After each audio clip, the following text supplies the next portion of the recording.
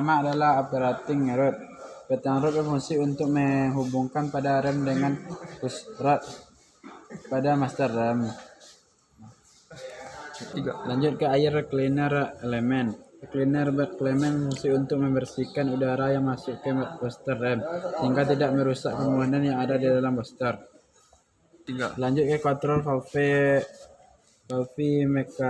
mekanis yang terdapat di dalam ini, yang berfungsi untuk mengontrol masuk udara atau tekanan atmosfer sehingga akan menyebabkan tekanan pada kedua kamber berbeda. Lanjut ke push rod. Push rod berfungsi untuk meneruskan gaya pada pijakan pada rem dan dorongan yang dihasilkan oleh booster rem yang selanjutnya akan diteruskan untuk mendorong piston master silinder agar terjadi tenaga hidraulis.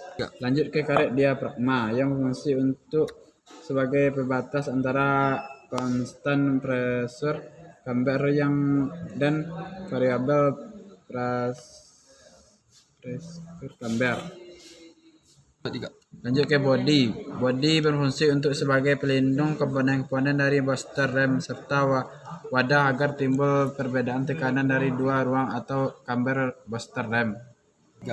Diafragma vakum yang berfungsi untuk menghubungkan kamber dengan yang berfungsi untuk mengembalikan posisi lembaran atau urat booster rem ketika pada rem dilepas atau proses pengereman sudah tidak diperlukan. Selang vakum berfungsi untuk menghubungkan kamber dengan Selang vakum berfungsi untuk menghubungkan kamber dengan kevakuman pada intake manifold.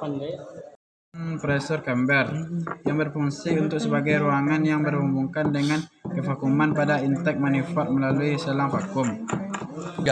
Lanjut ke variabel pressure kamber yang berfungsi untuk sebagai ruangan yang dapat berubah akibat dari perbedaan tekanan pada konstan pressure kamber dan variabel booster kamber.